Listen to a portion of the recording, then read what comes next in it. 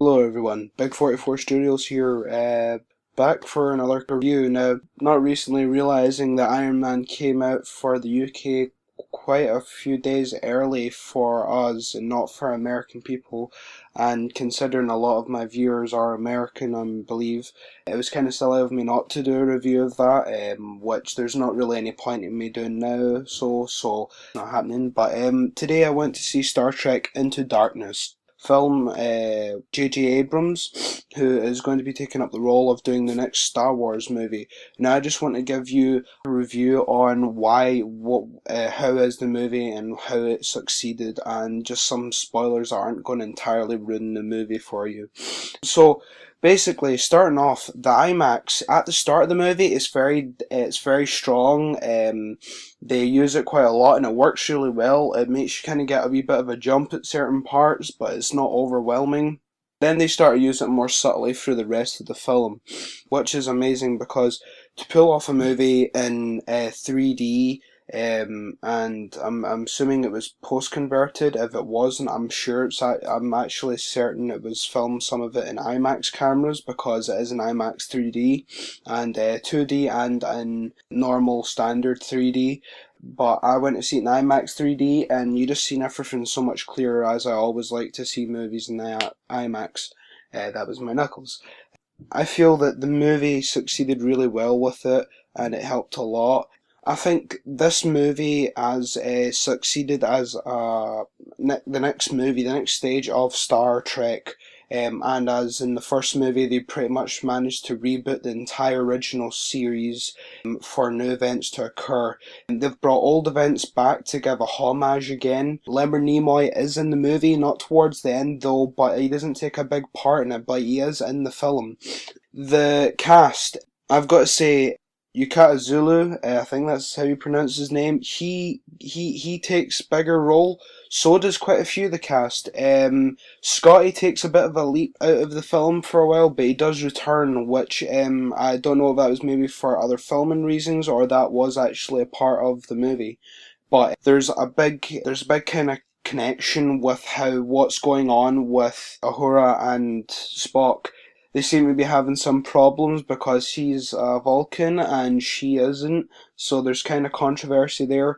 But they go through things that I think Spock's becoming more dependent on his human side now that he's been more integrated into the Starship family with Kirk and him being his friend and knowing that he's meant to be his friend and a close one at that. So I think that he's letting himself into a bit more of his human emotions, but also keeping a very strong fact that he is Vulcan and he has to be without emotion, which I think works really well. Now, the whole dialogue with all the characters, as usual, works amazingly with flinging in comedy where they can and it being done in a correct way, not just being flung in there for the sake of it. It was done very well and very at a high standard. I think that the chemistry with all of the crew working together provided a very much more solid movie experience, and I think that J.J. Abrams went well with what he did. Going through some of these images, Kirk being back with his old friend, there's a lot of controversy there, but basically they're having kind of buyers between each other, but still remaining friends, which kind of makes you think what's going on here.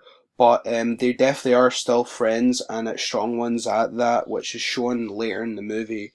The character known as the bad guy, the names escape me again.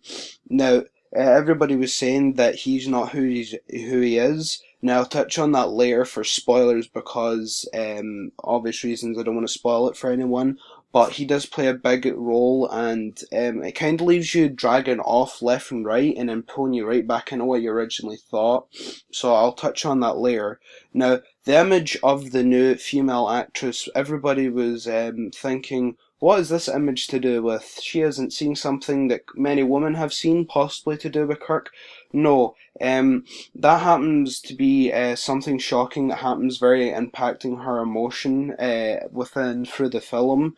And the other scene where people were shocked to see that she was stripping down, this wasn't for any sexual occurrences, it was actually to do with the plot. She had to change for a scene, and she basically asks him to turn around while she's explaining what's happening, which I found pretty funny because Kirk, as he has a wee nosy and she doesn't like that, so it was pretty funny. I think speculation of what the story was about and what this big massive ship is. Now, it is massive compared to the Enterprise, as you can see. This is a poster. It takes kinda a big role in the sense, but it's actually the ship that crashes into Earth. It's not the Enterprise. Everybody's thinking it was the Enterprise, but it is not. But yeah, that's not a big spoiler, but it does go into it cuts into the final scene of the film. Moving on, now I'm going to start talking about spoilers. If anybody does not want to hear about any spoilers, then please remove yourself from the film.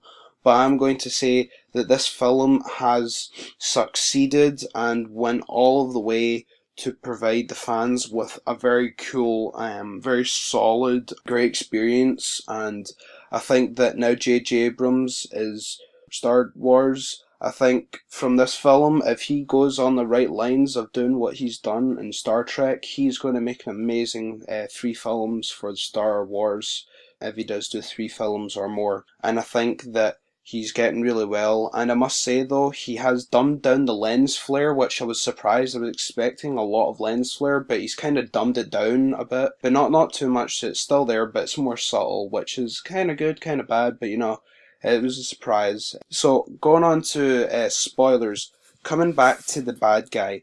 Now, this scene where the Doctor is taking out blood from the imprisoned enemy, Bones is taking it to extract to see what's up with this guy, how he has these superpowers. Now, I mean superpowers as in he's stronger, he's faster, he's more intelligent. Now, the reason for that being, this is quite a spoiler, but it won't affect the story greatly. It's just an insight to who he is. But yeah, the person known as the enemy is actually Khan. Now, Khan was the worst enemy in the original Star Treks, and he is coming back to wreak havoc again. And through the movie, he's kind of led up to be a bad guy, then it's kind of starting to feel like he isn't that bad, but then when you're thinking things are just kind of looking a wee bit better, but you're still knowing that this guy's Khan. He's got something up his sleeve, should I say. Basically, towards the end of the film, he reinserts that defiance, that classic character of him being Khan. So you don't have to worry, he's not going to be a nice guy in this, he's still quite much of a villain. The ship, known as a Dreadnought, it isn't actually said what its actual name is, but it's classed as a Dreadnought warship. Now, the whole controversy is that Khan was unlocked from a stasis, that he was then forced to work to make new technology to help build warships, and this being the only one that got completed because someone in Starfleet wants to start a war with the Klingons. Now, in the film, you do get to see the Klingons in action. You get to see J.J. Abrams and the whole theory of what they might look like in a more real, modern outtake of what they might look like. And they done a good job. I liked it.